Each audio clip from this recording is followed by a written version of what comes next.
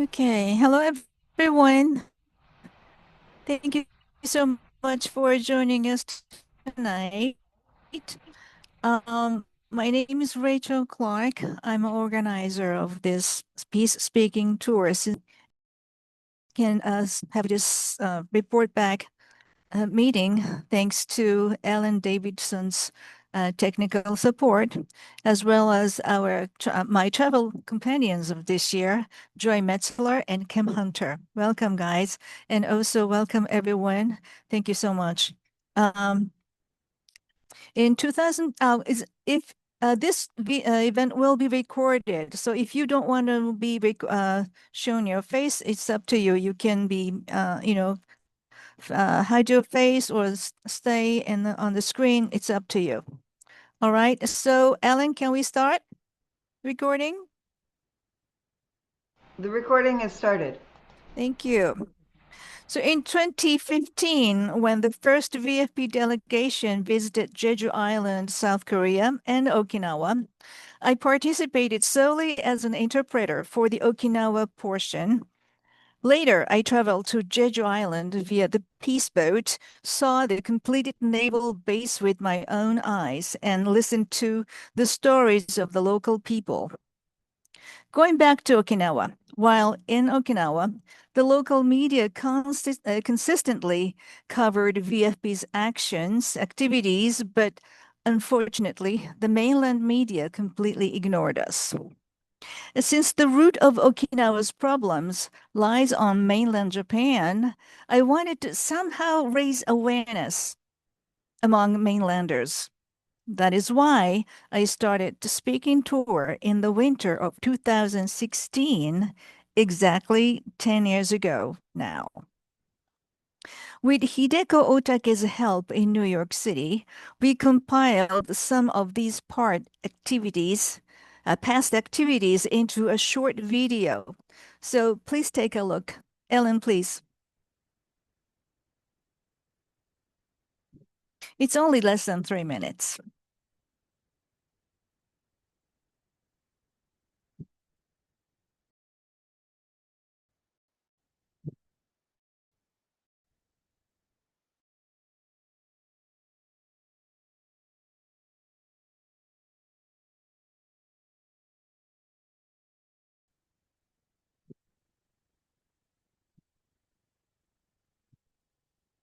戦場での悲惨な体験やアメリカに戻った後の心の苦しみを語りました。彼らが日本人に訴えたいこととは。 We sincerely apologize for our country's actions in World War II and the dropping of the atomic bombs and the continued occupation of Okinawa.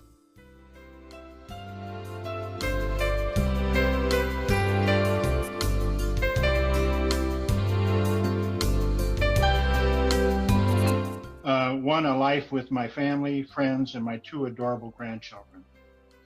The other life in a gray-green twilight zone where flickering memories are accompanied by a constant humming in my ears, whispering, why? Why did your soldiers come to kill me, my family, my children? What crime had we committed? What harm did we cause you? Tell us, please, so we can find peace and join our ancestors. In July 1944, my father was killed during World War II on the island of Guam. I was asked at a grammar school this afternoon about whether or not I was angry and hated the Japanese people, and I say absolutely not. So I come on this peace tour talking about peace and reconciliation between people and between governments. And the United States need to understand what is really pushing the war economy at home. It is a multinational corporation that continue to make profit from war. We see this abroad with the American military presence all over the world, and we see this at home with the multiple killings, the mass shootings gun manufacturers are responsible for.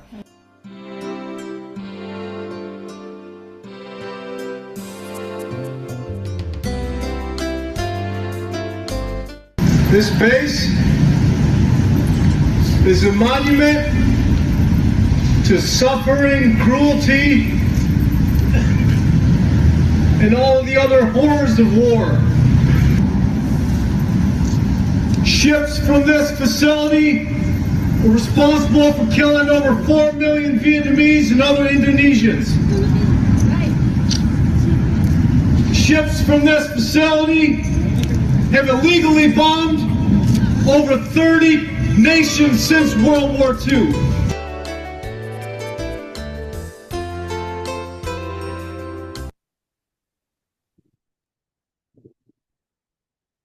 Thank you, Alan. So during the pandemic, we continued our tours virtually via Zoom until we resumed in-person tours in 2023. During this stay-at-home period, I spent every day facing my computer and learning about geopolitical analysis and research presentations from researchers and experts I had rarely had the chance to meet before. Through this, I also realized that major media outlets with sponsorships still act as the arm of Operation Mockingbird, a tendency that is particularly strong in Japan. For the in-person tours that we started in 2023, we focused on PFAS contamination from the US military, an issue that was gradually gaining attention at the time. We invited Pat Elder, director of militarypoisons.org, to Japan for 2 consecutive years. We collected water samples from 40 locations across Japan and Okinawa. We quantified the contamination of rivers and ports near military facilities by these forever chemicals, and this was covered by the media nationwide. This prompted municipalities in Okinawa and the mainland to investigate contamination in residents' blood, soil, and rivers. We also succeeded in drawing the interest of people who had previously been indifferent to military issues. We would also like to express our deep gratitude, Alan, next please, to Matt Ho. Just wait for the PowerPoint. I'd like to show these guys' faces. Thank you, Alan. Number 3, third slide. Let's start there. Yeah, these are during the tour. Okay, yeah, Matt Ho and Ann Wright. Next one. And next one, Kuhan Pike Minder for their video messages. And next one, please. Professor Steve Rabson for joining us via Zoom for the Q&A session. Thank you, Alan. This year marks several significant anniversaries, including the 10th anniversary of the speaking tour. Rather than traveling to Japan ourselves, we invited 2 Japanese representatives from Okinawa and Kumamoto to our national convention in Las Vegas. Although we hadn't originally planned to visit Japan, we began to feel the need to grasp the extremely dire situation reported by our guests in order to convey more to the US. It was then that I encountered Chem Hunter's enthusiastic self-promotion in Las Vegas. Joy Metzler was also keen to come to Japan, so we didn't need to go through the usual difficulties to selecting travel companions. Tarek agreed to help with fundraising this year again. So after hearing the opinions of our Japanese supporters and gaining their approval, we rushed to prepare for the visit. This year's tour involves gathering information at each location and conveying the overall situation to participants nationwide. Today, we will also share with you Japan's position within the U.S. East Asia strategy. Ellen, next one, please. As you know, Mr. KJ Noor has been emphasizing that China is the main dish.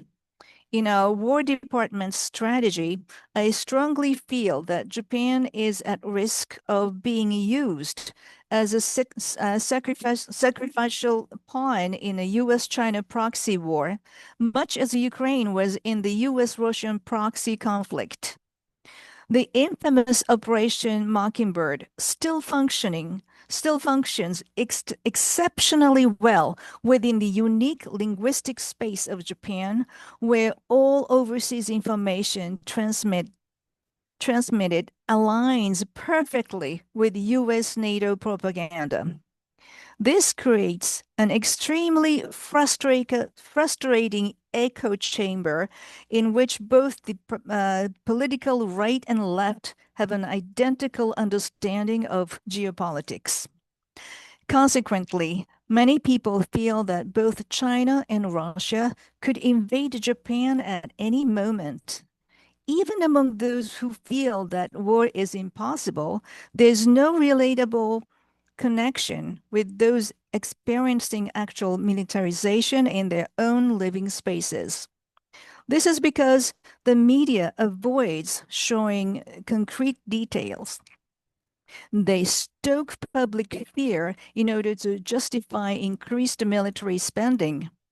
And Self-Defense Forces, SDFs, conducts war exercising of every conceivable kind right in front of China, including joint drills with the US, South Korea, the Philippines, Australia, New Zealand, and even NATO forces.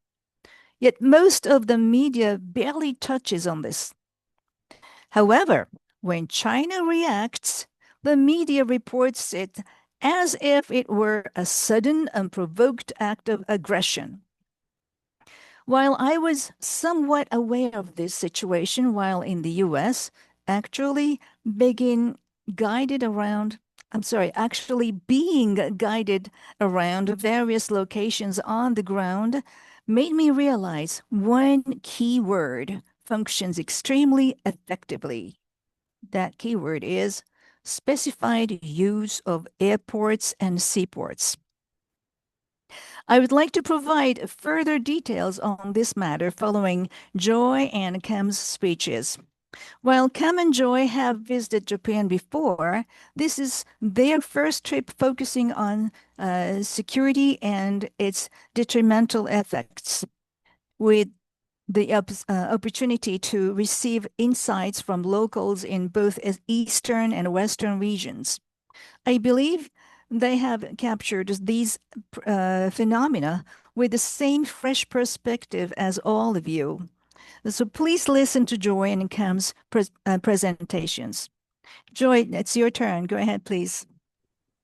Hey, evening everyone, and thanks for coming out tonight. We really appreciate you taking time out of your evening to listen to us yap.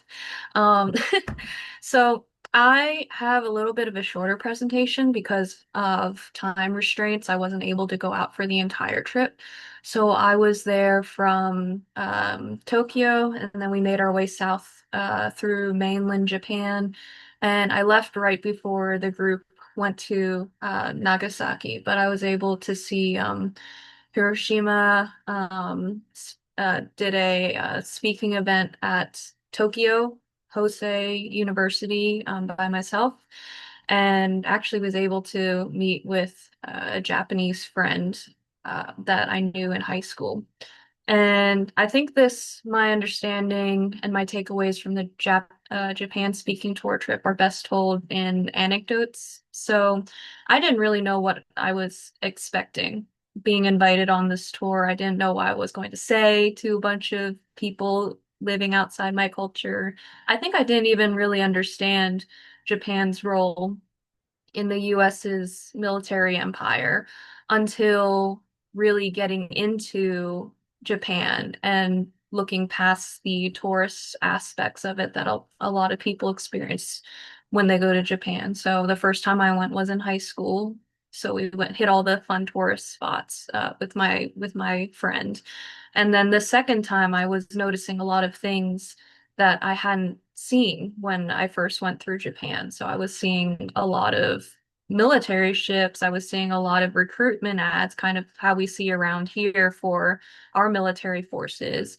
And it was this overall sense that we kind of experience in the US where we don't feel the touch of war in the homeland as much as somebody living in like Afghanistan or Iraq might feel it. But that sense of being lulled into complacency felt a lot stronger out on the streets of Japan. And I found that for me living in the US, things that are happening over here that I felt were very large issues weren't really talked about as much in like the general consensus, the general population of Japan. And interestingly, and there's actually I went into this trip not knowing a lot of things and learning a lot of things as well. So when I was in the military, Japan was just kind of a given military ally to the US.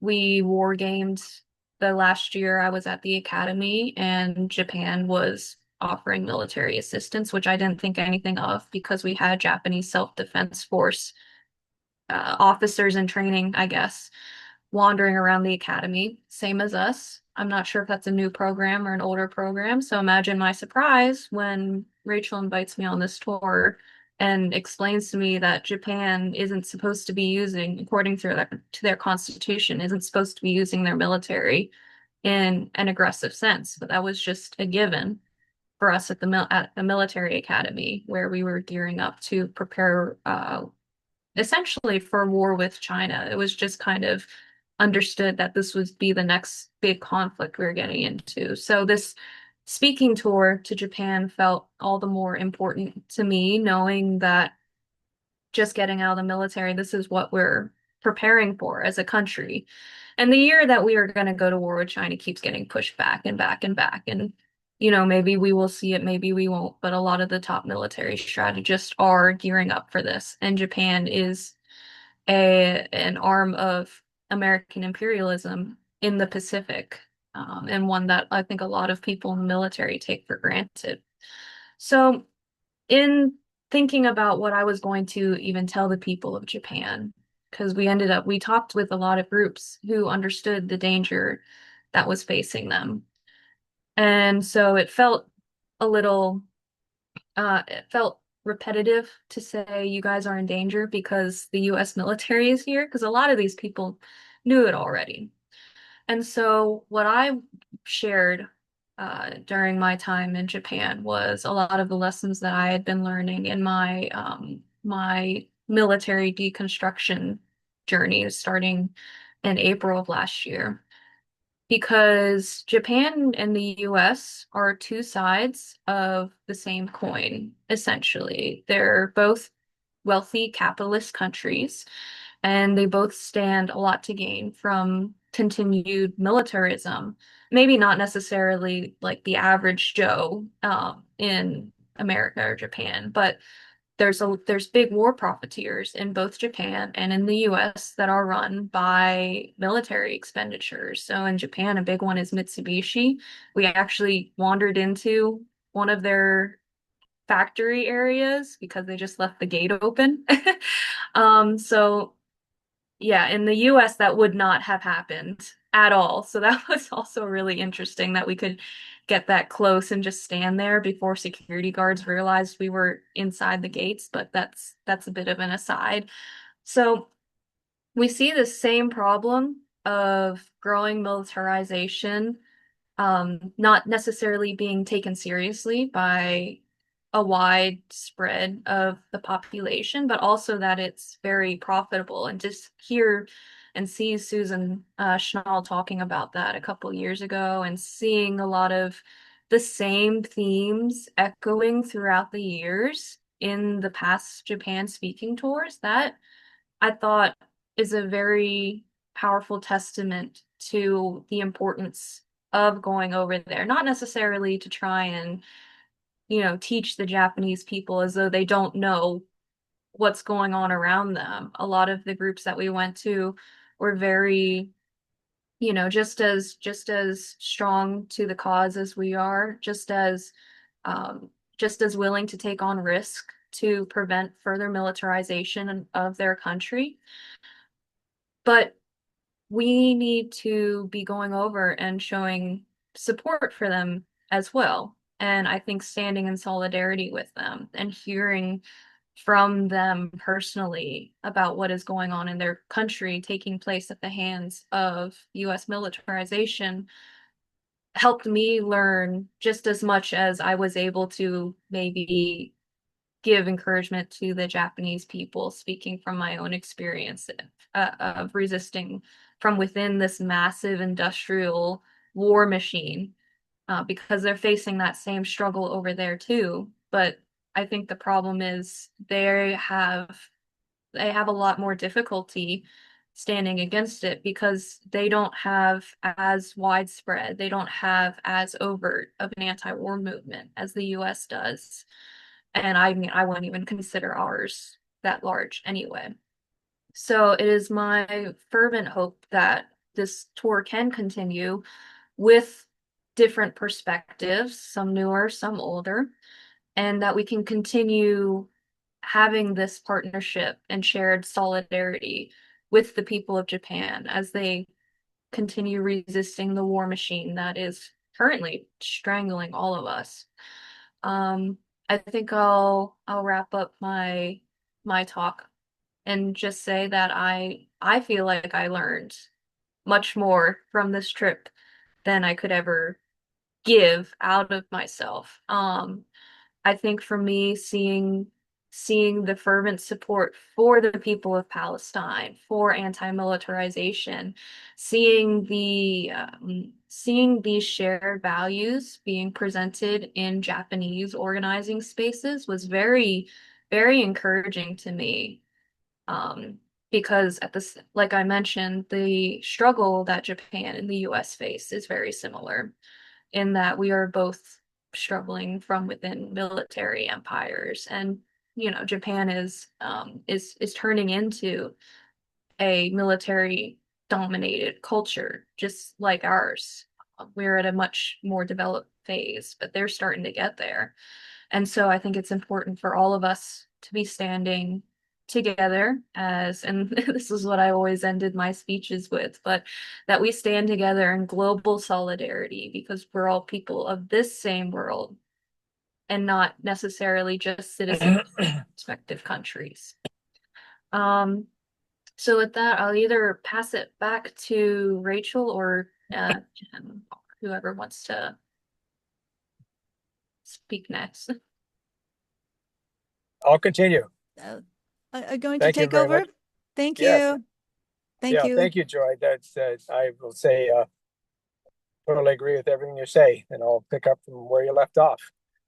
My connection with Japan goes back a long time. I went to high school there. My father was assigned in the military in a naval air station near Tokyo. And when I was there, I really got interested in the people and the culture of Japan and started learning the language.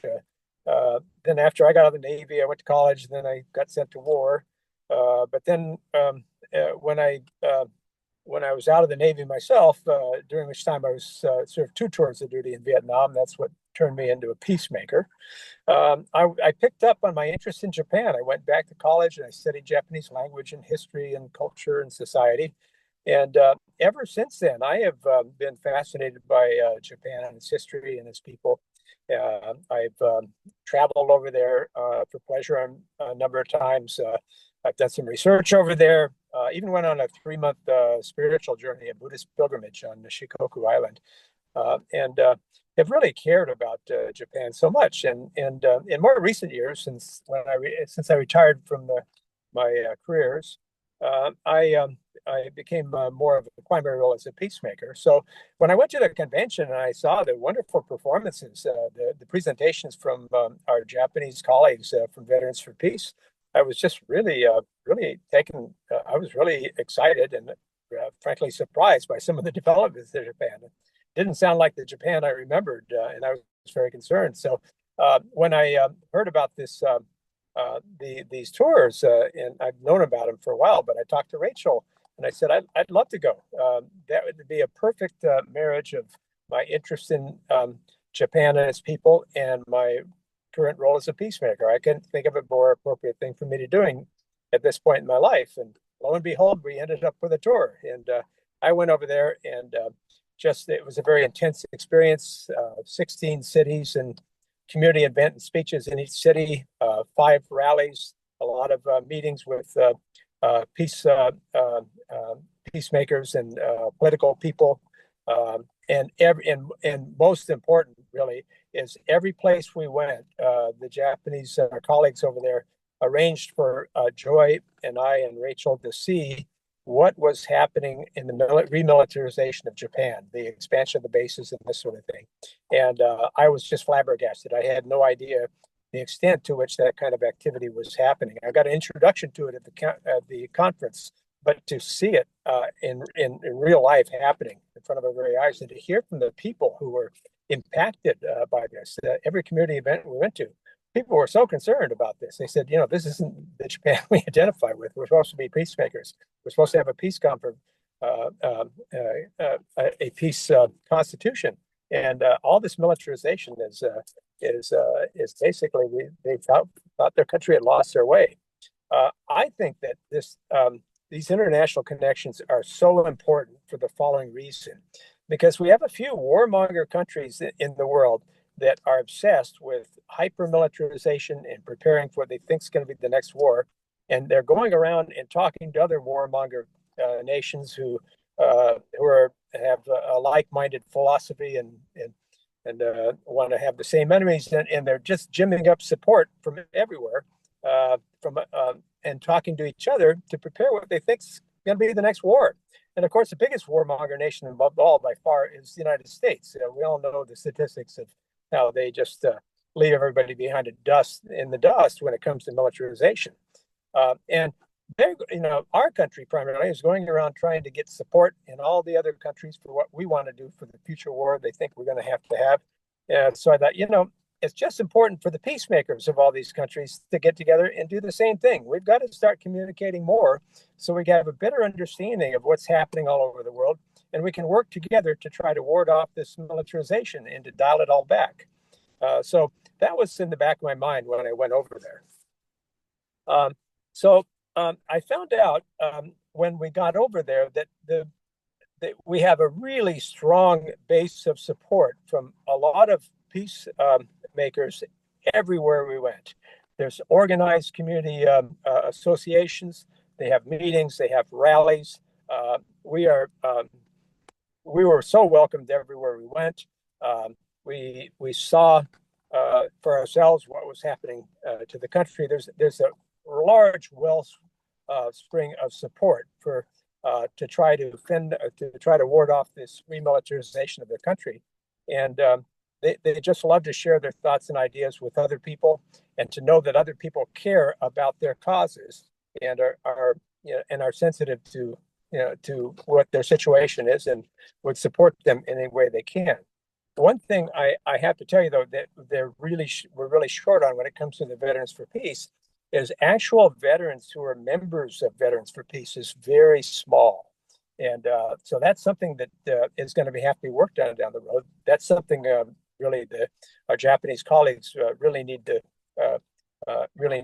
find a way to upgrade the membership because the more veterans you have joining the organizations, the more it truly represents veterans in Japan for peace, and the more chapters you can have in this sort of thing. And I think I wondered why that was the case, and I suspect that it's partly because the Japanese culture tends to be more focused on duty and responsibility than rights. So when somebody joins an organization, whether it's a social club or an office job or the military, they identify with that organization and they feel a duty to perform and to complete that organization's mission. So to them, it's very difficult to turn away from that mission and then join an organization like Veterans for Peace, which basically is really opposed to what they were tasked to do before. However, the Japanese government is getting so carried away with this remilitarization that I think attitudes are going to change. And I think over time, we're going to have more actual veterans or people who have served in the military who have said, this isn't right. This is not what our country should be. We're looking for an organized way to voice our opposition. So I see, shall we say, a future growth potential for Veterans for Peace membership in Japan. And that would really bode well for our effort to make Veterans for Peace a truly international organization. I had two basic areas that I wanted to focus on when I was over there talking to the folks, because I knew there were areas that resonated with both us as American members of Veterans for Peace and them as Japanese supporters of Veterans for Peace and the small number of veterans that were also represented, of course, too. And one is the closure of all the bases. The 120 bases we have in Japan is just outrageous. There's no need for it. It's producing all kinds of environmental problems for them over there, social problems, great expense. It's robbing them of their scarce. They have real scarcity of flat land, and it's just shocking how much of it is taken up with United States and Japanese military bases, and they could be used for more productive use for the people.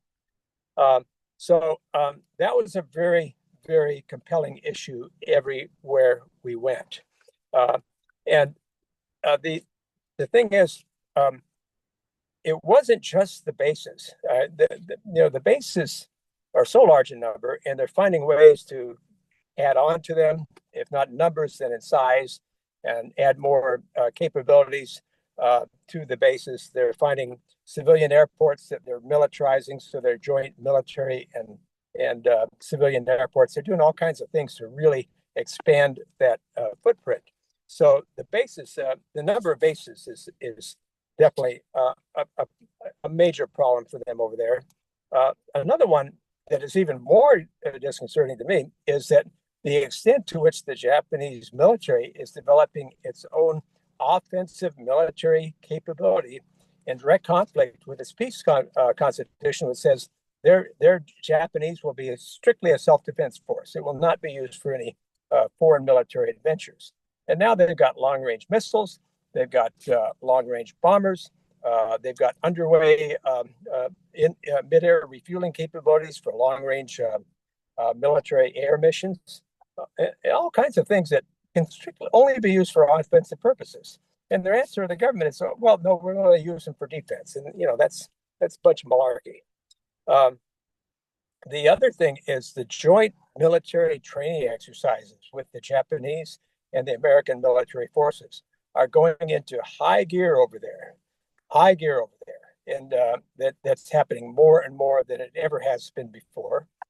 And those are happening, by the way, not just with the United States and Japan, but the United States is having joint military training exercises in Japan, in the Philippines, in Australia, in Malaysia, in South Korea, and who knows where else in Asia, and all with the implication as well, we've got to prepare for the war with China. That's sort of in the background of everybody's thinking, as Joy mentioned and as Rachel mentioned too.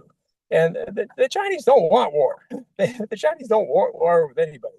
They're tough competitors economically, to be sure, but all of this impetus towards the need for war with China is coming from one side, and it's not the Chinese. So everybody was very concerned about that as well. Another thing we found, and I didn't know this was happening either when we went around on our stores learning, is a lot of pressure from their government to tamp down any sort of voice in opposition to the military culture and the military direction the country is heading. You see this reflected in the school curriculums. in the changes to the museum displays. They're erasing some of their history, and they're building up other aspects of things they want to know, and they're getting rid of things they don't want people to hear. You're seeing even the mainstream newspapers really back down and really sort of talk the party line and support what the government's doing. Exactly what a lot of people in our country are trying to do in our country. And it's just so shocking to see both countries going in the same direction. So we've got a tough fight on our hands. I mean, this is what's happening in both countries. I had no idea how far it had gone in Japan, but here we are at this time in history dealing with these issues that are so serious. And it turns out that what I found out was that the Japanese, I went there to talk about our military industrial complex and saying, hey, folks, this is what's happening over here. The military industrial complex is destroying our economy. It's corrupting our values, and it's making us prone to get into the next needless war that is going to end in a stalemate or worse. And don't let that happen to you. Well, it turns out it's already happened, really.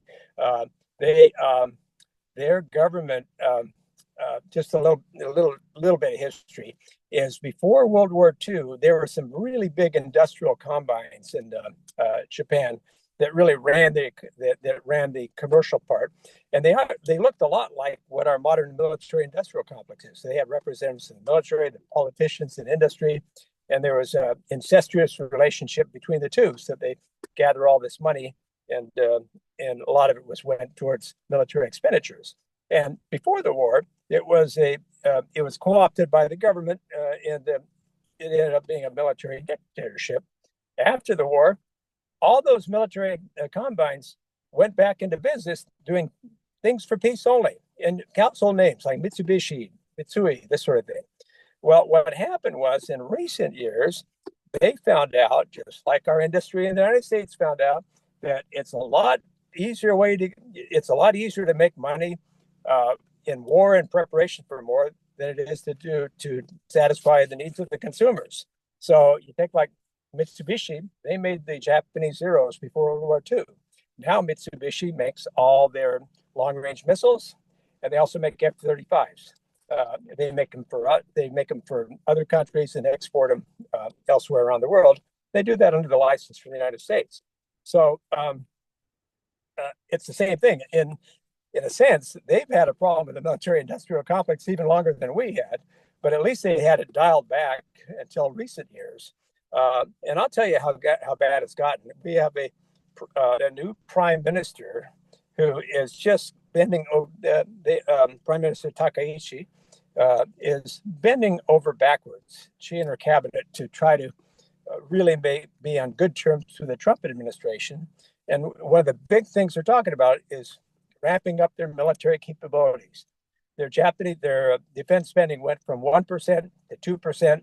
Now it's 3% in some. There's talk of having 4.5% of their gross domestic product is supposed to be allocated towards military spending again. Like that's 4 times what they were spending for military not that long ago. And the extent to which they're doing joint military operations with the United States is just unprecedented. This is where you have to get your bark back out. I'm sorry. Very recently, I just read this in the news, their prime minister announced that their government is going to nominate Donald Trump for the 2026 Peace Prize, Nobel Peace Prize, for his unwavering commitment to world peace and stability. I mean, that's how crazy, that's how la la land this whole thing has gotten. So, it was just really flabbergasting to me to hear all these things. So anyway, that was one area. The other area was the nuclear disarmament, and it's very interesting. There might be some opportunities here for some collaboration. The Japanese people have ever since World War II, because they were the only ones bombed by nuclear weapons in the world. It was such a tragedy when we went to Hiroshima and Nagasaki. I thought I was ready for that. It was tough. I mean, I had kind of a tough time going through that, but it's something I needed to see. I had to see the extent to how tragic, how dreadful, how wrong it is to use nuclear weapons on anybody. Even thought of, and why we kept building them is just it's just a tragedy that the human race was not smart enough to just put that genie back in the bottle. But here we are where we are today with thousands of things out there. But the Japanese government has always had three requirements for nuclear weapons because they've always been so opposed. The three don'ts that you never do is you don't manufacture nuclear weapons in Japan, you don't possess nuclear weapons in Japan, and three, you don't allow them in the country. Well, it turns out the third rule is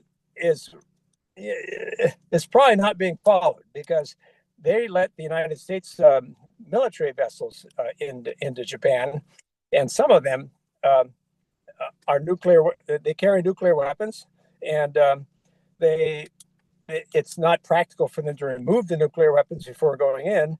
But the excuse is, well, the United States just never says that they've got them on board there. And if they never say one way or the other, then the Japanese government says, oh, I guess that's cool. I guess that's all right.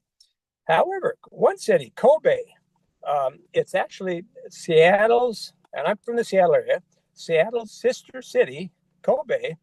They have more control over their port. They had a rule that says no military vessel can come into port with nuclear weapons. And before you come in, you have to sign a certification that you have no nuclear weapons on board. Otherwise, you can't come here. Well, for the first time, this policy's been in effect for 40 years. And for the first time, the Trump presidential administration sent in a U.S. Navy vessel without the formalities of filling that certificate out. And, an administrator okayed it. They said, well, it's just a minesweeper. It couldn't possibly have a nuclear weapon in it. Well, true, it couldn't. But the fact is, that's not the rules. That was the first time that rule had been violated. And everybody's on pins and needles wondering what's going to happen next, because it turns out that the United States is courting the national government to force Kobe to become yet another militarized city with military bases and this sort of thing there, that Kobe is fighting like hell to keep out of there. So there's a lot of sentiment in Seattle in opposition to Port of Seattle to bringing nuclear weapons carrying vessels into Seattle. So our local chapter is going to take on the project of working with several other nonprofits, Back from the Brink, Washington Physicians for Social Responsibility, and Northwest Coalition Against Nuclear Weapons. We're working together to try to persuade the city of Seattle to work with Kobe to make some sort of a joint statement in opposition to nuclear weapons in their ports. So this would be something that both communities potentially could get on board with, and it's something that could have sort of an international aspect too. And we'll give it a try. And if we can do that, that would be a really important step towards cities of two different, on both sides of the pond, making a strong statement in opposition to something that is very dangerous to the people in the area that they live. So, see how much time I got. I got a couple more minutes, then I'll knock it off.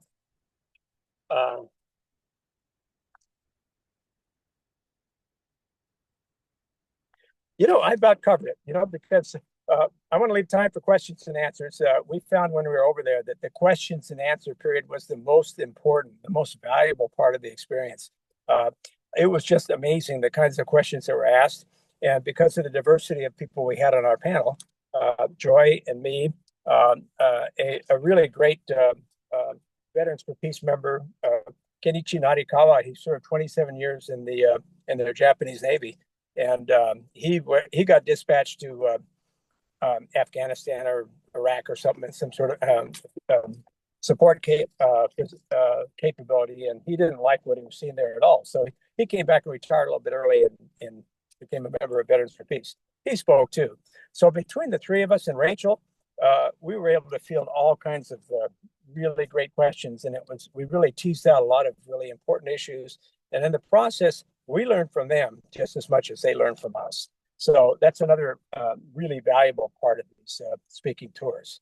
I'm going to go ahead and pass it back to Rachel now so she can conclude our comments, and then I look forward to your questions so we can discuss anything you'd like to talk about. Wonderful. Thank you very much, Cam. So now back to me. This time I would like to share my more details of the keyword specified airports and seaports before talking about my trip to China. I was planning to talk to you about China too, so please stay tuned. Japan has been under U.S. governance since the post-war period and continues to maintain a dual political structure comprising the U.S.-Japan Joint Committee and the Diet. The U.S.-Japan Joint Committee holds closed-door regular meetings where U.S. military representatives, U.S. military representatives and Japanese government agencies, particularly the Ministry of Foreign Affairs and the Ministry of Defense, receive unilateral instructions from the U.S. and incorporate them into national policy, which makes the National Diet a kabuki theater. Thus, it has consistently placed itself in a security environment where it endangers the safety of its own citizens by following U.S. directions. The Specified Use of Airports and Seaports initiative, launched in these circumstances, has become a means for the central government to exert pressure on local areas to implement effectively U.S.-guided strategy. Once an airport or port is designated, it is developed and expanded to enable the SDFs and the Japan Coast Guards to use civilian airports and seaports for military purposes as needed, while ostensibly prioritizing civilian use. Its true purpose is military. Initially, it was claimed that enabling large cruise ships dock would greatly contribute to the regional economy. However, the reality is that once warships can dock and runways have been expanded to accommodate jumbo jets, fighter jets conduct non-stop takeoff and landing training. This was phenomenal. Especially we witnessed that in Kumamoto Airport in Kyushu. Furthermore, to facilitate the transportation of SDF and allied multinational forces personnel and supplies, and to improve access between SDF's garrisons and U.S. military bases, the road network will be upgraded.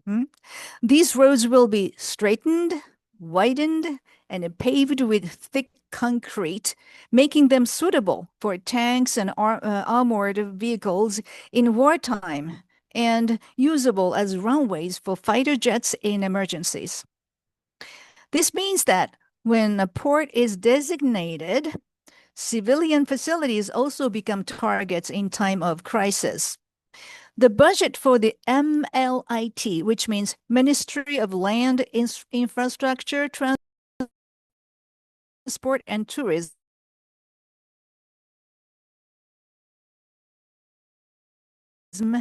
has been used for military purpose, 3% and maybe even more. As a result, communities currently hosting SDF and U.S. military bases in Kyushu, Okinawa, and its outlying islands are having to sacrifice the safety and security of their residents.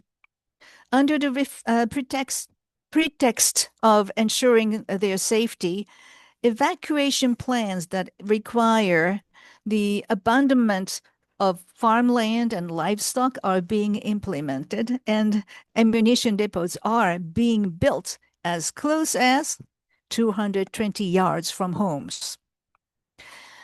Bases and garrisons are also being forcibly constructed in nature's reserves that were once prized for their rich natural environments and the flora and fauna inhabiting them.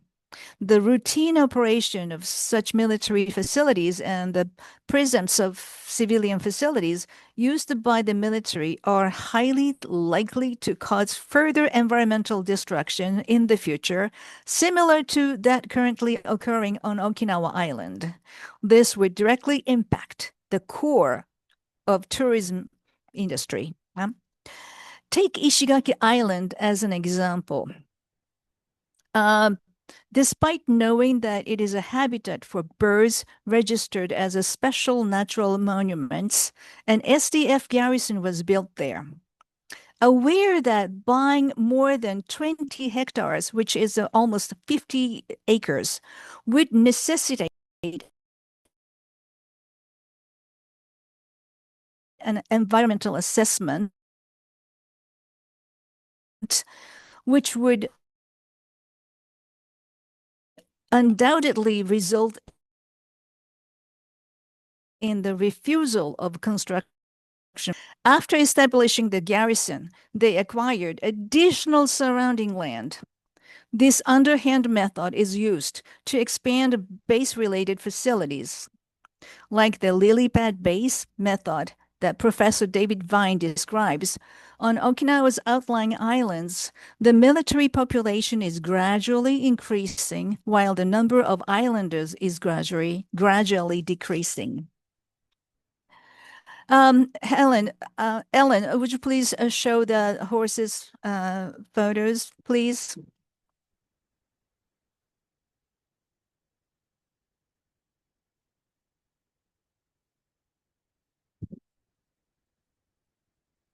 Ellen, are you there? Right. Now look at these photos of horses that were found after the construction of the SDF garrison, followed by a number of radar towers in Yonaguni Island. When I showed these to my Amish neighbors, they said, "These are not bug bites, they are cancers." Can you show the last one? There we go. Their observation made me worried that humans might eventually experience health impairments too. Thank you. Next one, please. Regarding ports, specifically Kobe, like Ken mentioned before, Kobe has consistently strived for decades as a commercial port to prevent the entry of warships, particularly those carrying nuclear weapons. This approach, known as the Kobe No Nuclear Policy, is a local ordinance boasting decades of history that upholds the peace constitution. It stipulates that no military vessels may enter port unless it provides certification that it is not carrying nuclear weapons. However, in March of this year, a U.S. warship entered the port under somewhat coercive circumstances, heightening tension among citizens. It would not be an exaggeration to say that Kobe Port is being targeted by the U.S. military. This is because should the nuclear-powered submarines currently under discussion be built, Kobe Port is the only facility possessing the necessary infrastructure. Moreover, it already has the maintenance facilities for such warships, excellent medical facilities, and even a red light district. Specified use of airports and seaports may expand in the future, but it is unlikely that they will decrease under the current administration. Additionally, plans are underway to build 130 new ammunition depots nationwide, so it is possible that one could be built anyway in Japan. Next one, please. There we go. These are the currently planned one as of fiscal year 2025. So altogether, by a certain year, they will have 130 new ammunition depots across Japan.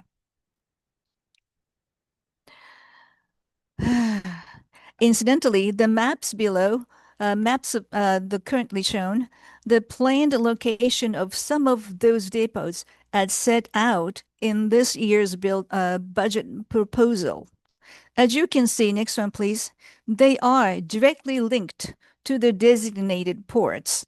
In other words, if an area becomes a specified use port, an ammunition depot will be built next to it. Despite the heightened vigilance of Japan and the U.S., China was remarkably calm, overflowing with prosperous and seemingly happy people. Next one, please. So after the tour, I visited China just a few days. Next one, please. These are the Chinese new bullet train. So first, I was surprised to see no homeless people anywhere. Tourist spots were packed with Chinese people with few foreigners. Next one, please. There's a kind of beers. I think Qingdao beer is the only one you will see in this country there, but so many different kinds of beers. There's everything's so good. Okay, next one, please. So these are the obviously Tibetan people not being oppressed, very happy during the tourism in Beijing. Next one, please. Here we go. This kind of a costume play is very, very popular over there. So I've seen so many princesses and the prince and the emperors that day. Great, please. Next one.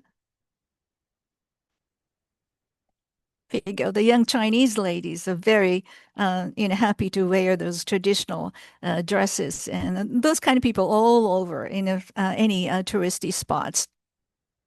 So this was quite different from tourist destinations in Japan or the US, which rely heavily on inbound tourism. Okay, because tourist spots were packed with Chinese people, with few foreigners. And let's go back to the bullet train picture, Ellen, can you go back? Yeah, this is it. Thank you. So bullet train fares were 1/5 of Japan's, and travel by city bus, taxi, or a train was very affordable. I think we didn't spend more than $1 in Beijing. We took so many taxi rides. At restaurants, a full meal for 5 or 6 people, including drinks, came to around $50. A 3-star hotel room for 2 people for 4 nights was also around $50. Okay, for 4 nights, not only single night, 4 nights. And it was a 3-star hotel. At the morning market in Dandong, there was an abundance of fresh vegetables, fruits, and seafood from all over China, including local produce. I clearly observed the low cost of living, the framework of a livable social security system, and a stable public safety, which really, really need here and in Japan. So if you don't spend too much money on the military, this is what you can achieve. So this is end of my presentation. Thank you very much for watching.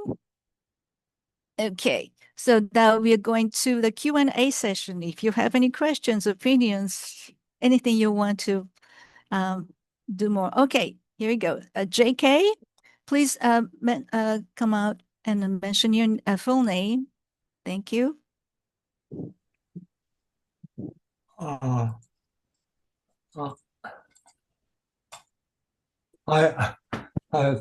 This is John. Thank you Hey, for John. all your presentations, Rachel and Joy and Cam. Thank you very much for your talks. It was a very learning experience. My question I have one for Joy and another one for Cam. First of all, Joy, you look like an Asian American face. So I'm wondering whether you can share some background information about your family, your father and mother.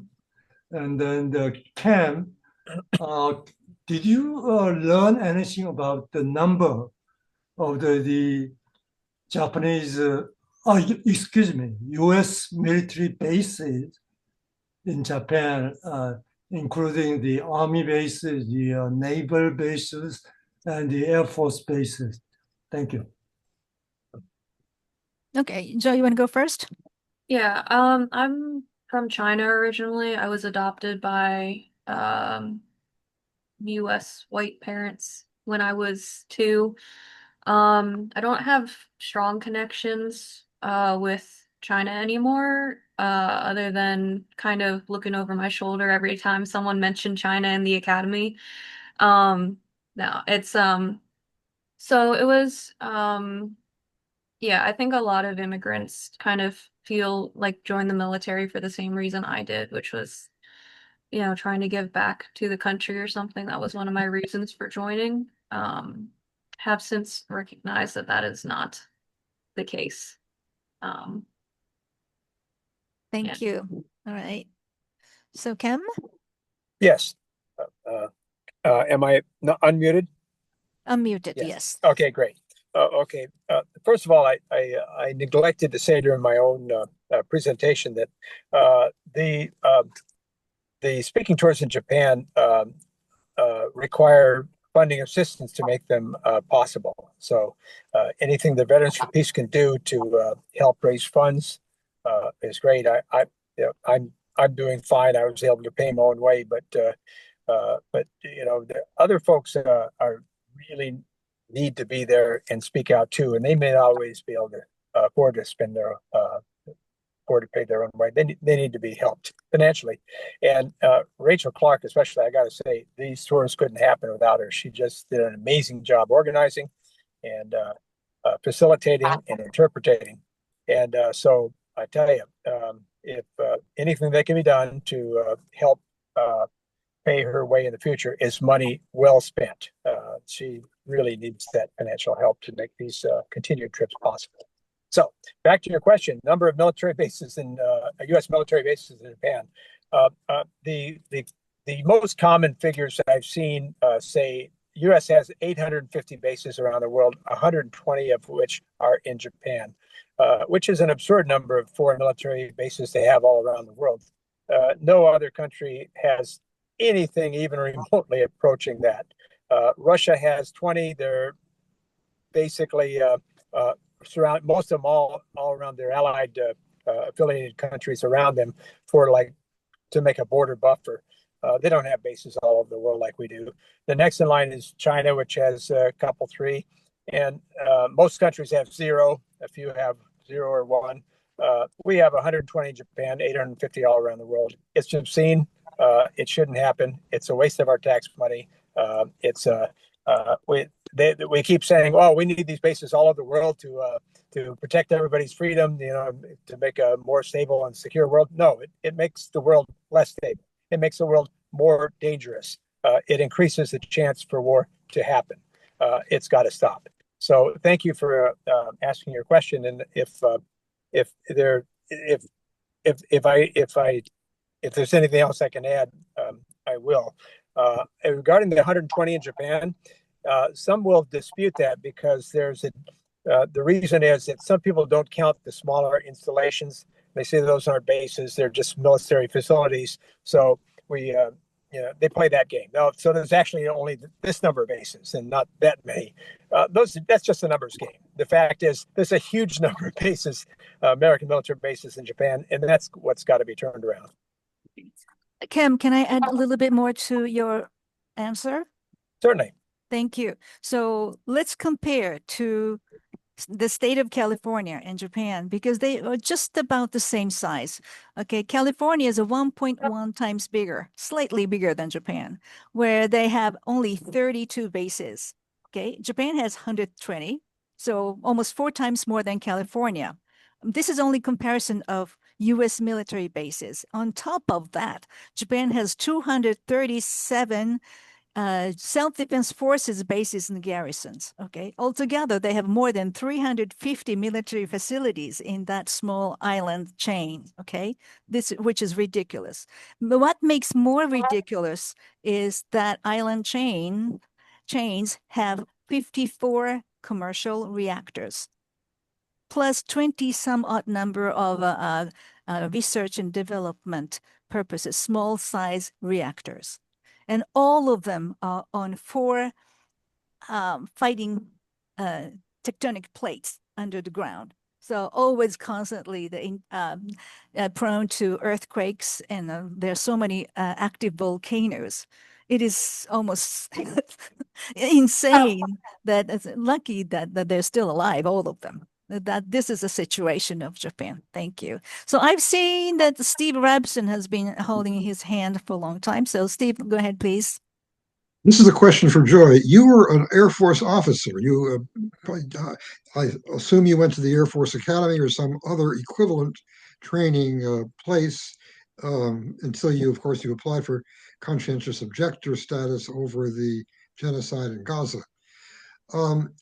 What did you learn in the Air Force, in the Academy, or from your fellow officers?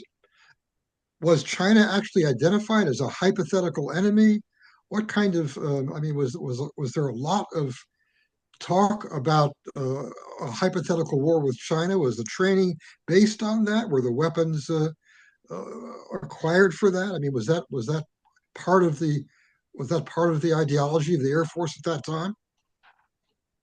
So it's a bit of I was at the academy at a bit of a complicated time. We withdrew from Afghanistan about halfway through my academy career. So we still were like training, so to speak, for guerrilla warfare, the kinds we would see in the Middle East. But the when I joined the academy, so like my first year there, the leadership was really trying to shift the focus from what we considered guerrilla warfare, or like urban warfare, to they called it near peer competitors because they won't admit that China is competitive. I guess militarily speaking, they're not competitive. That's why the US really wants to go to wars, because our military is been inflated to be the biggest one in the world. So that's why, I mean, that's getting a little bit speculative. We didn't really talk about China as a hypothetical. We talked about it as a given. We were told, like I said, the year that we were going to go to war with China keeps getting pushed back because it keeps not happening. But we were told that we are going to be getting into war with China. We are going to be getting into war with Russia. And so we need to start preparing to fight this new war in the the cyber domain. It was going to be fought with information, blah blah blah blah blah. But really what the US would like is a hot war, because that's kind of where all of our equipment excels right now. So the last year I was at the academy, we did a hypothetical war game. And it's the Air Force Academy. It's kind of like everything there is fake. But we did our capstone project was, hypothetically, if China invaded Taiwan, how does that situation play out? And so I think I was like on missile, and none of us took it seriously because we were all cadets and we hated being there. But that was kind of one of the first things that I thought of when we went to Japan was like just a given ally. Like, we took for granted that Japan would be providing military support. No one batted an eye at it. And so to learn that Japan's constitution does prevent it from participating in wars and I mean, at the time, maybe I would have argued that preparing for war against China was or I don't know, if stopping China from invading Taiwan was like self-defense or something, because that's the arguments that Japan is using right now, is this idea of collective self-defense. But yeah, China was like the big threat. And actually one of our post 9/11 guys and along with Michael Wong that we met on the Japan speaking tour. He's a British veteran of like the British English art, whatever they have. He's a veteran of that army, and he's started doing some work into looking into like what an actual war game with China would look like. So he's talking with professionals and plebeians like I, and kind of getting an idea of what the actual, what the US military is saying about war with China, but also like what experts would say would be the actual devastation that would come out of a hot war with China that the US is currently still pushing towards. One of my old professors is still posting stuff on his LinkedIn about how China is a threat.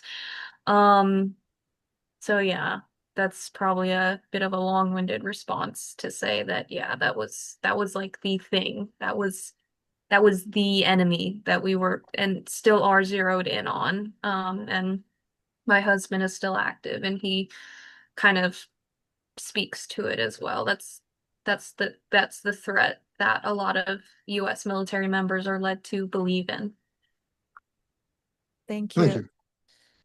All right. Steve, that's it? Okay. Can I go ahead? Alice Slater, please. Thank Unmute you. yourself. Okay. Thanks for it. It's fabulous to learn what you observed. I'm like 87 years old, and I learned about 3 weeks ago that China lost 33 million people to the Japanese invasion. I mean, does anybody know this? I didn't know this. If I don't know it, nobody knows it. That I found it out now. And Russia lost 27 million to the German invasion. And Germany and Japan, we made them our allies, and we're still fighting that war forever. I mean, we're undermining the Japanese constitution, which you said, and those 880 bases are in 87 countries. We're all over the world. So the thing that nobody knows, I mean, I'm talking about it forever, is that China and Russia have been begging us for years to negotiate treaties, to ban weapons in space. They just said it again on the 80th anniversary of World War II. We should all be looking at what China and Russia is saying. I mean, our Japanese friends should be knowing that also, and our Russian friends, I mean, the US is really the bad guy on the block, and we've made China into our ally, and now we're using Ukraine to decimate Russia.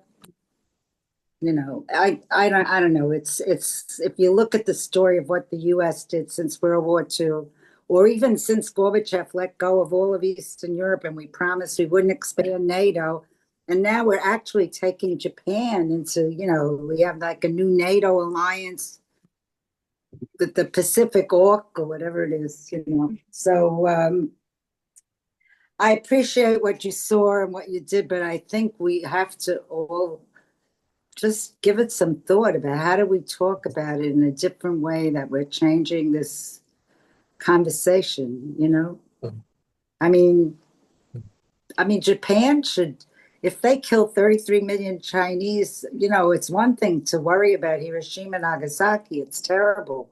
But if you're going to be in the nuclear umbrella and complain about Hiroshima, Nagasaki, give me a break. Yeah. I mean, what is that about? It's hypocrisy. Very So thank you. Okay. Cam, you want to say something? Yes, I would love to. Everywhere we went, this subject came up. And we had close conversations mainly with peacemakers. Every peacemaker and every peacemaking group, when the subject came up, acknowledged that, yes, there were so many atrocities committed by the Japanese against the Chinese during World War II. And we need to apologize for that more than we have. We need to be held accountable for it. Above all, we cannot forget that, because if we forget that, it can happen again. It was very important for them to remember that history and to have it documented in their public institutions. They also point out there's a lot of people in their government that want to forget that history. They're trying to remove it from the museums. They're trying to remove it from the history lessons, from the school books. And so there's a lot of tension in Japan right now over that very issue. So your statement was very poignant and very right on, because we talked about that very issue when we were over there. Thank you, Cam. I would like to piggyback on this subject too. One of our colleagues in Japan, his name is Akio Kuroi. His father was deployed to China twice, and he didn't know what his father did over there, but all he knew was that his father was very drunkard, very moody, very violent, and he hated his father. But one day he had a chance to watch Alan Nelson's documentary film. Alan Nelson is a Marine who did actually a regional speaking tour in Japan way before we did. And he died of cancer from Agent Orange. Anyway, so the struggle of Alan Nelson's PTSD overlapped his father's memory. Then he started to realize, oh my God, my father must have been a much different person than I knew. So he started to talk about PTSD cases in Japan, and his circle became bigger and bigger. And now he traveled across Japan giving speeches and listening to other people's fathers and grandpas' stories. And last year, he finally went to China and apologized to the people of China. And he realized that the Japanese imperial military actually committed a lot more atrocities all across Asia. Now he wants to travel different countries of Asia and then apologize for what his fathers and his father's peers did. Okay, Joy, you want to say something? Go ahead, Yeah, please. we had a gentleman ask a very similar question, because we always start out the speeches with apologizing for what the US has done to Japan.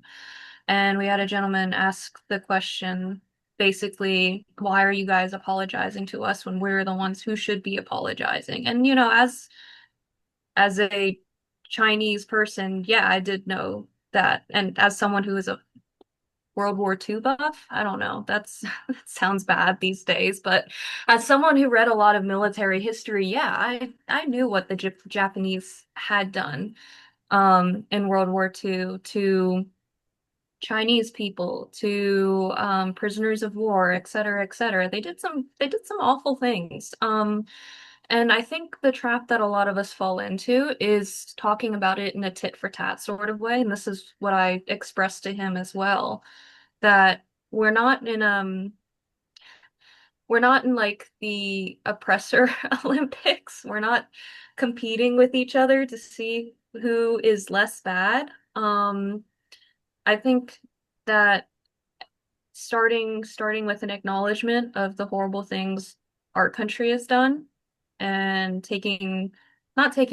maybe taking ownership, but um apologizing for what we have done opens the door for other people, other countries to apologize for what their countries have done. Because what you see a lot in discourse is they'll say, oh, well, what the US did was terrible, but like what the Japanese did was so much worse. And like, at the end of the day, both things can be bad at the same time.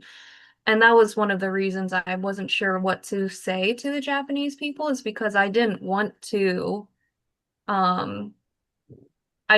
to make it out like Japan was the only victims of all of this. Like I mentioned, they are still very much involved in this capitalist, expansionist, imperialist plan with the US. They're not unwilling partners.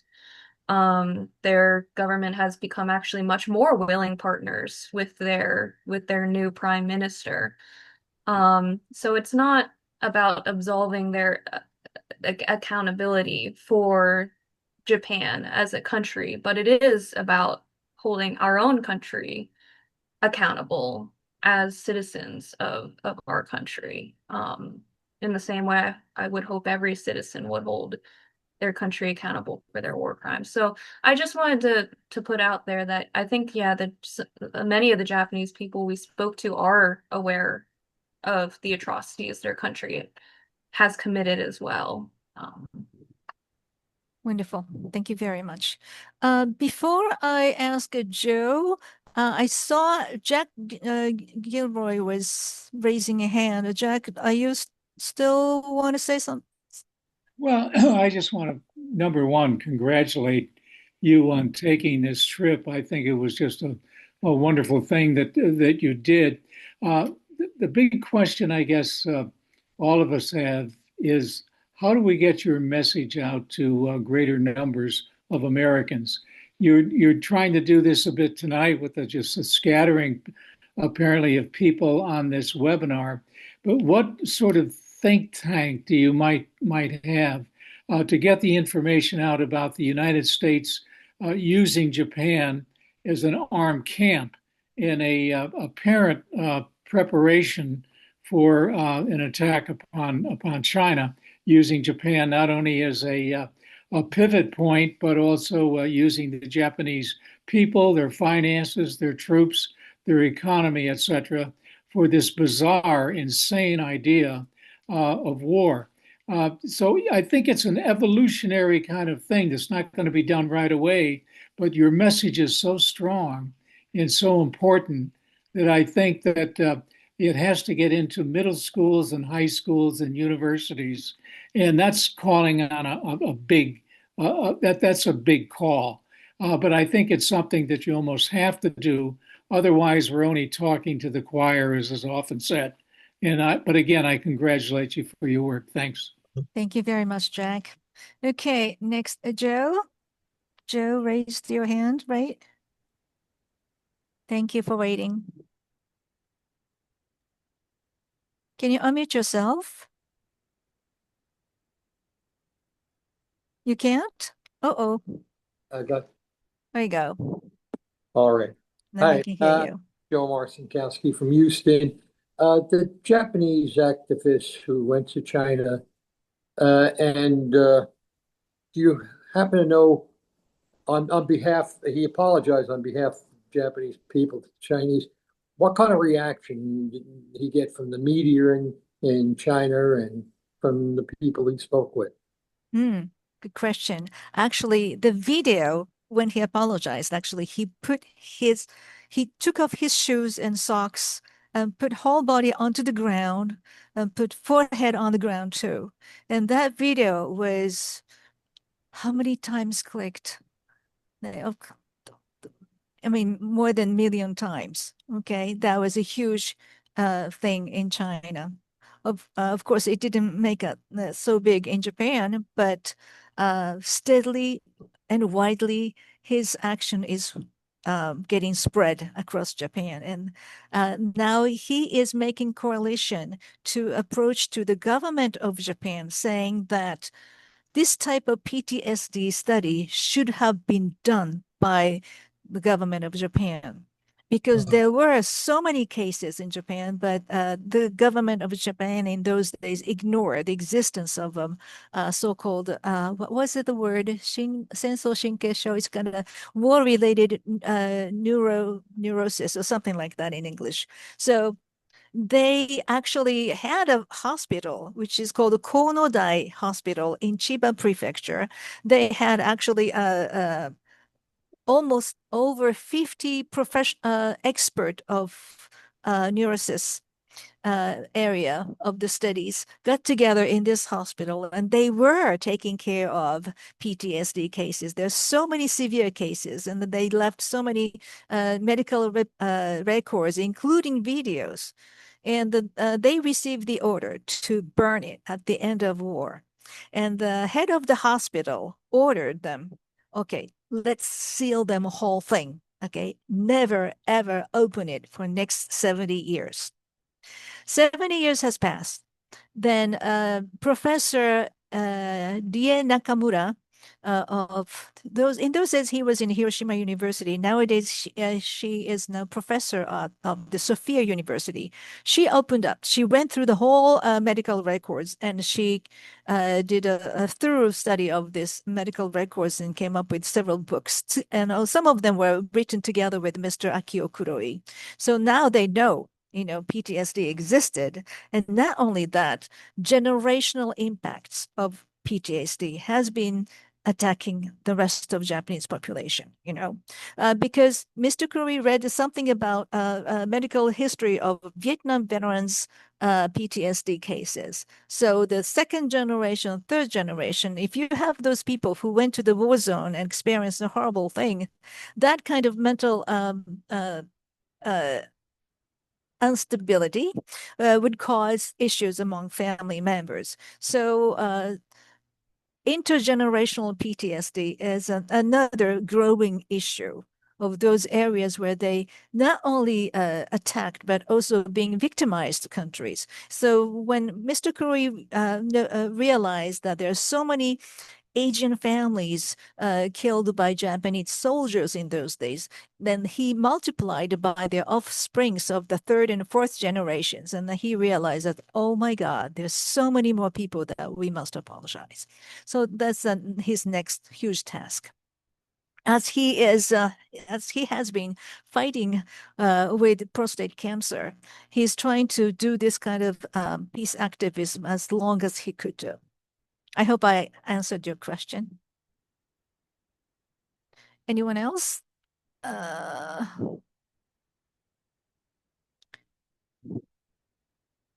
Any other questions? Okay, I think we passed, how much time is it? We've been here more than hour and a half.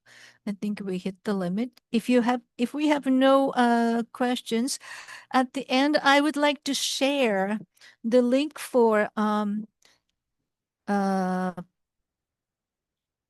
this is the link of the tour reports written by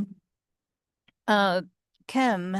It's very, very good report of each places where we went. I put this in chat box and I translated into Japanese and also added some photos of those places. And please read them through, and they're very, very interesting materials. And I hope you can join us next year to Japan, or maybe I think it is important to hop around to China too. By the way, Ellen, there's still a few more pictures left that I didn't show before I was speaking. So would you mind showing the rest of pictures?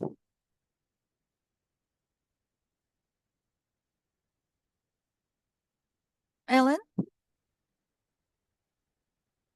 Thank you. Okay, let's go to number 19, starting from number 19. These are the this is the one of the international heritage in Beijing. As you can see, the place is full of people, and I would say 98% of them are all Chinese people. And next one, please. Okay, this is the view from Tanton, looking over North Korea. Okay, across the river is North Korea. Tanton is a kind of a border city where they have altogether 29 different small ethnic groups living very peacefully. And North Korea is so close. And you see those concrete buildings over there. 7 years ago, when I went there, I didn't see those many buildings. So they are really developing. And I know that there are 2.5 bridges between Dandong and North Korea. 2.5, okay? There's one beautiful brand new one in lower stream, which is not open yet. They've been completed, but they're waiting for the reunification of North and South Korea, okay? This is a clear gesture of Chinese government that they want peace of Korean Peninsula. Once it's established, that bridge will be used only for commercial and tourist activities. And the other 1.5 bridges that I mentioned is upper stream. Half bridge has been kept as a war memorial, war site of the Korean War. The other half was bombed by U.S. Air Force. And the one complete one next to it has been used to bring back and forth materials between China and North Korea. And as I mentioned before, Dandong is a very prosperous town where they have abundance of food. And I've seen trucks after trucks of so many material has been transport to North Korea. I also tasted corn imported from North Korea. Okay, North Korea has a capacity to export food now. And also, not so many people know that North Korea has a trading relationship with 163 countries. Okay, they may not have one with the US, but they do have the rest of the world. So I don't think North Korea is starving. Rather, it must be prospering together with other countries' relationship. Next one, please. This is another view of North Korea from the apartment building that I was staying. See, there's so many concrete tall buildings over there. And at nighttime, it's beautiful. It's really gorgeous. Next one, please. Was it the other one? Okay, thank you, Ellen. So I would love to try to visit Xinjiang of China next year, if possible, because I've seen so many beautiful different kinds of citrus fruits, apples, grapes. Grapes, huge. I mean, this big, each one is so big, and they're all delicious. Okay, and the nuts, kind of walnuts are very famous of Xinjiang. And this year, my time was very limited, so I was not able to make it. I've seen some people from Xinjiang and explained to them what Xinjiang has been regarded by Western countries, and they were very upset. We are not like that. There's no discrimination. There's no such a thing. And as long as the produce that I've seen, this is my guess. Xinjiang makes 90% of cotton production of China. And that has been ignited attention from Western apparel industry. Okay. And that's why it's receiving a false claim.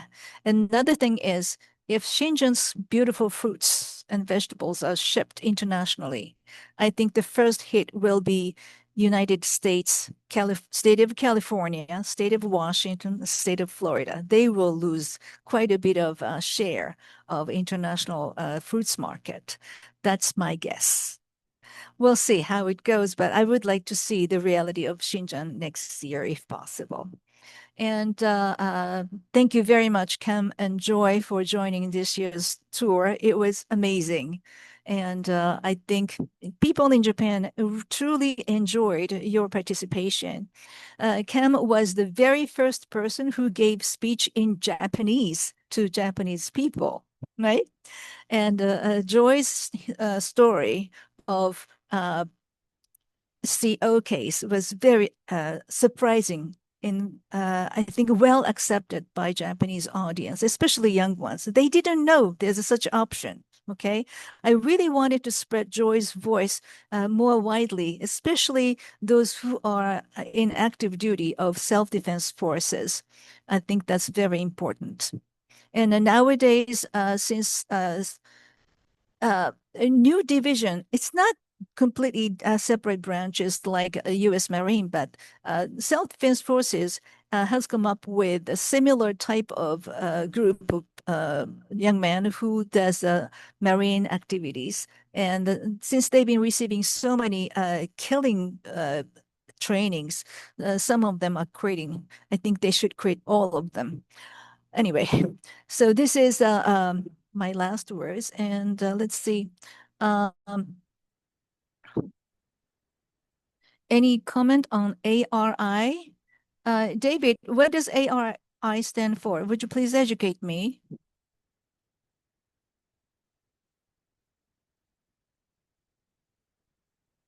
David, are you there? Did he leave? Oh, he must have been. The Oh, Asian there we go. Institute. Go ahead. The Asian Rural Institute supports farming in Japan. Asian Institute of what? Asian Rural Institute, which supports farming in Japan. Which supports farming in Japan? Yes. I'm sorry, Asian Bureau of Farming, which No. RURAL. That's rural, RURAL. You typed ARI. No, Rural, like the countryside. countryside. Rural area. Yeah, yes. Any comment on the rural area of Japan? No? What is your question? I'm sorry. Well, I wonder if there are any inroads. You've been talking about our need to apologize, and that is very strong with me. Oh, thank you. In many aspects of my life and family life internationally. And as the Asian Rural Institute has peaceful facilities growing in Japan, I wondered if they themselves might be, in effect, an outlet for that kind of apology, especially in this day of rapid communication. All right. Thank you for your suggestion. I may try to reach out. Asian Rural Institution. Yes. Right. Thank you, sir. Okay, Steve Robson, you're raising your hand again. Go ahead, please, Steve. Yes, I have a question for you. Me, When okay. you were in Xinjiang, did you have guides? What did you do about the language barrier? Did you have guides? Were there Okay. people following you around? Okay, I was not able to reach Xinjiang this year. I would like to do it next year, okay? I see. But I had opportunity to meet some people from Xinjiang, okay? And when I went to China, I had a friend of mine who is half Chinese, half Japanese. So she was fluent in both languages. I was very lucky. And she wants me to come again. So I love to join her, especially she's a super wonderful person, as well as I really realized that my how do you say pre-knowledge of China was so much saturated with propaganda. The reality is far different. So I would love to ask anybody who wants to join us next August, to probably the second half of August. That's what we are aiming at. Obon season, eh? Okay. When did you meet the people from Xinjiang? Who were they? What was the occasion? Okay, from Dalian to Beijing, we took a train, overnight train, and a couple of them were from Xinjiang and traveling. So that was the occasion that we spoke to them. This was a spontaneous interaction. Yeah, and also in Danton area, they do have some Uyghur people, and they've been peacefully living, coexisting together. So I don't see anything controversial whatsoever. This is a province bordering with North Korea. Yes. And everything's so delicious. And before I thought China was full of pollution, air is dirty, but actually 100% of motorbike was on electric, and 40 to 50% of a regular car is either electric or hybrid. much, much cleaner air. Yeah. You could breathe very well. I've seen wild birds chirping in Beijing and Thailand, okay, in the big city area. So things are so much different from what we hear from US media. Okay, Joe, you want to say something? Go ahead, please. Joe?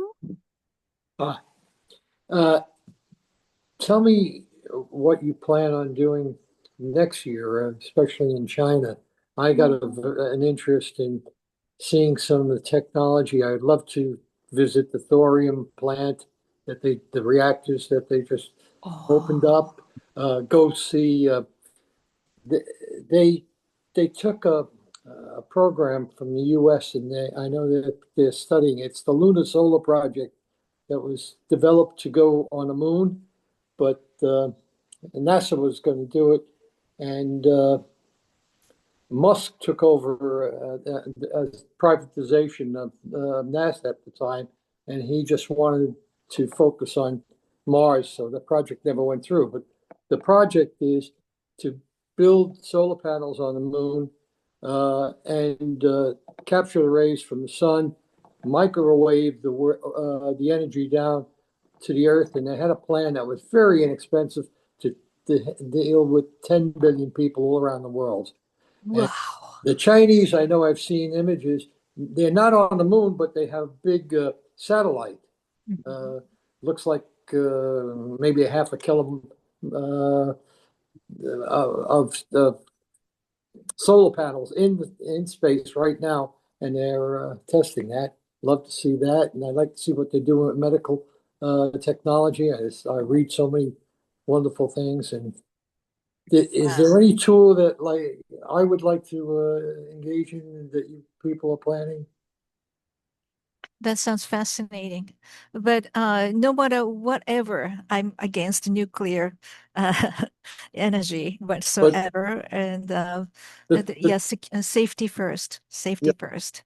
But you if I know the hear thorium anything, is safe uranium, right? It does not contain any radiation, and there's no waste problem with it.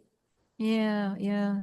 And And, that's what we heard when nuclear power was introduced. And guess what happened? Okay. but So I but don't the trust the whole thing. United States in 1980s, Hmm. Senators Udall and the one from Nevada, whose name I forgot, took the technology over to China Mm, and offered it to him because the U.S. military had rejected it because it had no military value. mm. That's the wonderful thing about it. All right. Thank you so much for sharing. Very interesting subject and knowledge. Okay. Anyone else? Thank you so much. And I would like to keep your information, email address, and send out invitation of documentary TV program uh, viewing, which was supposed to be done at the national convention, but they didn't have time to show it. I've done it before in September, and I would like to keep showing this video on nuclear weapons kept secretly in Japan during the Cold War time. So please join us when you receive the information. I will send you out invitation later. And everyone, thank you so much for joining this event tonight. And thank you again, everyone who chipped into this trip. And next year, we really, really would love to explore more. And I think this type of peaceful um, uh, exchange between those countries is very essential. And let's hope that Veterans for Peace will have a capacity to send out peace speaking tour, not only to Japan, but also different parts of the world, especially when the United States left very dirty fingerprints through this last 80 years or so. Okay, I think we have responsibility to create more peace to the rest of the world. And thank you very much again. Good night, everybody.